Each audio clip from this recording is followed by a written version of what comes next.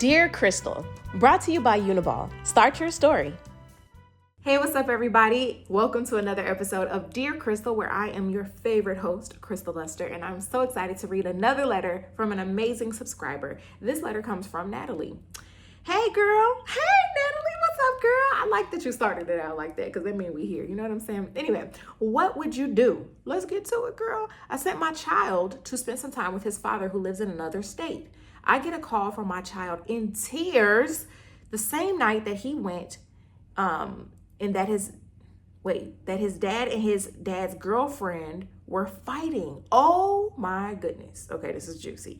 My son was terrified and says that his dad sounds like he is killing his girlfriend. Oh, hopefully not. I stay on the phone with my son until the police arrive. I eventually speak with my child's father and he explains the situation according to him. He basically says that his girlfriend attacked him and he was defending himself.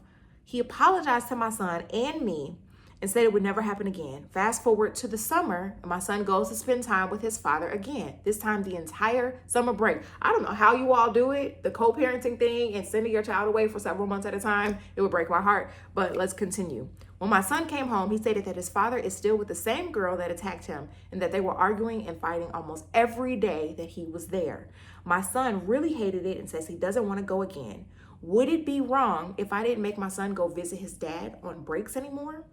Should I talk to his dad and let him know how our son is feeling? We already live far apart, so he doesn't get to see him often. But am I taking it too far to completely stop visits to protect my son's mental health from the chaos he experiences while he is with his father? But boys need their fathers, so what should I do?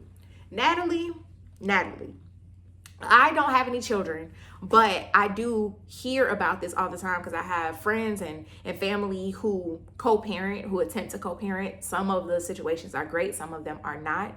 So first and foremost, I want to thank you for your bravery in writing and sharing and being so transparent. That takes a lot of bravery. I can tell that you really care about your son and that you really care about his well-being. So thank you for that. Thank you for trusting me and sharing with me and my audience. So first and foremost, wow, it's a really tough situation because I absolutely agree that children need both their mothers and their fathers. You know, that's the most ideal situation because there are values that are added by both, right? But that's not always the case. We don't always have two-parent households. And even if we did, both people are not always equipped to handle the responsibility of raising a child properly, you know, giving them the love and the support that they need and so forth. So your protecting your son's mental health is absolutely important. I 100% agree with that. Not all situations, not all exposure is good exposure. And so it sounds like there is a definite reason for you to limit visits. Especially if behavior has not changed with a child's father. So aside from like the legality of situations, you know, with visitation, I'm not sure what that situation is like, but let's say just from a perspective of if you feel that your son is not safe, whether it be from a physical perspective or a mental perspective, I think that you have, that there's validity in you considering limiting visits.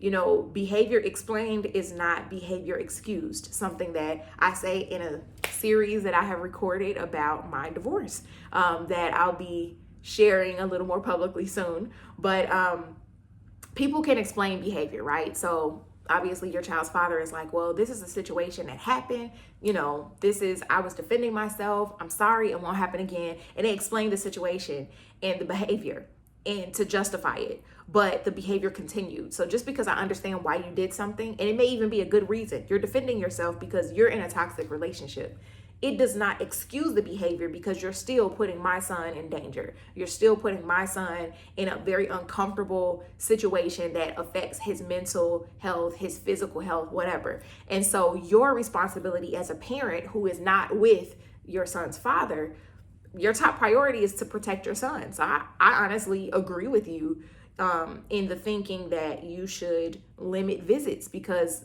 your son's father has not adjusted behavior, and it becomes a cycle at that point. So again, that's barring the legality of things. I don't know what your legal setup is as far as, you know, custody and time spent and all those things. And if you don't have anything in place, you may want to visit that, because that is an unsafe environment for him to be in. I don't think that it's wrong to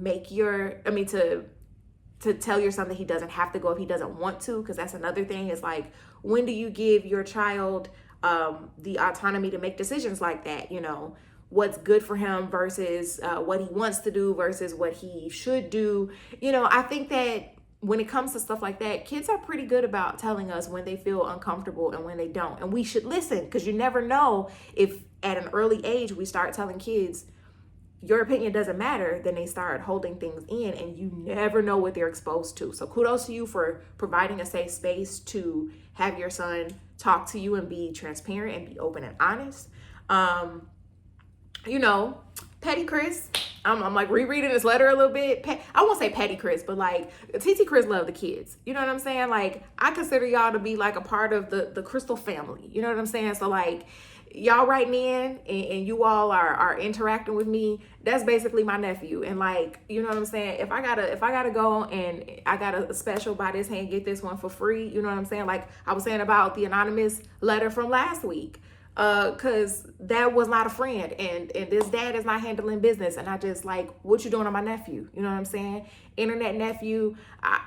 Your name is Natalie. I'm gonna call him Nathan. I don't think that's his name, but like in my mind, I'm gonna just call him Nathan, because I want to feel personally connected. But like whatever his name is, Natalie, TT Chris is like, what's going on? Like, do I need to show up? Because I would, but I'm not gonna do that. I would if you want to call me and let me know. I'm just saying, like, because what are we doing? Why are you putting him in danger?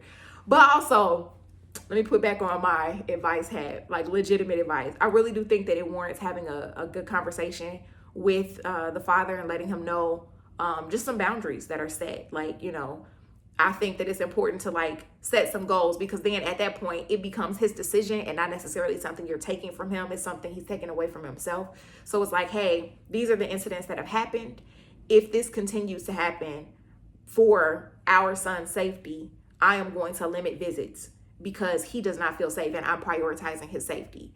And so if this continues to happen, then I'm going to make this decision for our son's safety. So if he continues to allow those things to happen, he already knows what the consequences are. And ergo, I don't know if I'm using that right, but I felt like being fancy today. You do those things, you F around and find out, basically, is what I'm trying to say. You do those things you already knew what the consequences were going to be. And so these are just the consequences. And, you already knew what it was before you did it. I think that's probably the best course of action, barring the legal side, which I'm not going to give legal advice because I am not a legal professional. But yeah, I hope that everything is okay. I hope that nephew is good. Tell nephew TT Chris sends love, you know what I'm saying? And hands if I need to. No, I'm just, but love for real. And good luck. I hope everything is safe, and I hope peace and freedom from that toxicity happens for the dad as well. All right. Thank you all so much for watching. Thank you, Natalie, for writing in. Please continue to send letters. I love giving advice. I love talking through things and sharing all the whims of this mind. Next frame over, I'm going to tell you where to send those letters. Keep sending them, and I hope you have a great day. Love you so much. Mwah. Bye. Send in your letter for some fun advice at mydearchristal@gmail.com.